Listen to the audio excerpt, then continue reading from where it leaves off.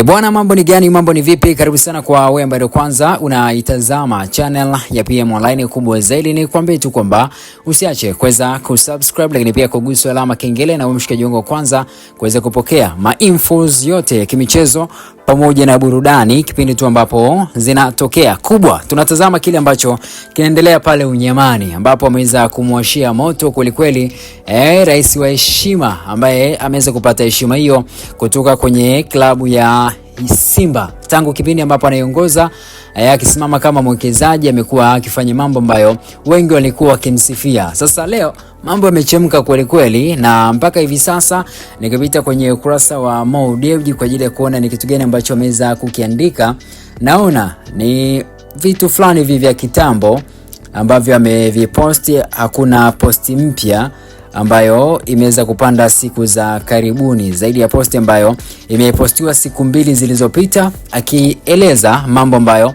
amekuwa akifanya nje na Simba na kuandika hivi: nimefurahi sana kuungana na viongozi wa kimataifa, watunga sera na wabunifu wa fikra katika World Government Summit 2026, jukwaa linalojikita katika kuunda serikali ya baadaye. Mazungumzo ya mwaka huu yalijikita katika namna ya ubunifu, teknolojia na ushirikiano wa vinavyowezesha kuisaidia serikali kujibu kwa ufanisi changamoto zinazokabili binadamu kwa pamoja, kwa sababu mustakabali haujengwi kwa sera pekee bali ushirikiano, kusudi na dhamira ya kuwahudumia watu kwenye ubora zaidi. Na comments zimekuwa ni nyingi pia.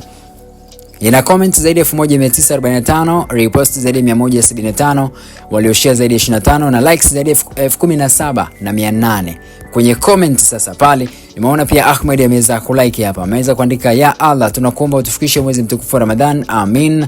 Mwingine, tuachie Simba yetu, hatukutaki we Kanjibai. Mwingine, tuachie Simba yetu, we Mswahili tu kama Wazaramo. Mwingine akaja kuandika: tuliokimbilia kwenye comment tujuane hapa, likes tusije tukagawana. Unaonaje ukituachia timu uendelee na mitikasi yako Mohamed?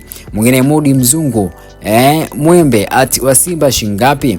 Mwanachama, achana na Simba we mzee uiwezi. So comment ni nyingi hapa ambazo zinakosoa kile ambacho kinaendelea kwa upande wa Simba hivi sasa. Swali la kujiuliza, kama Simba itaachwa au Simba itaachwa kwa upande wa wanachama, vipi wataweza kuiendesha?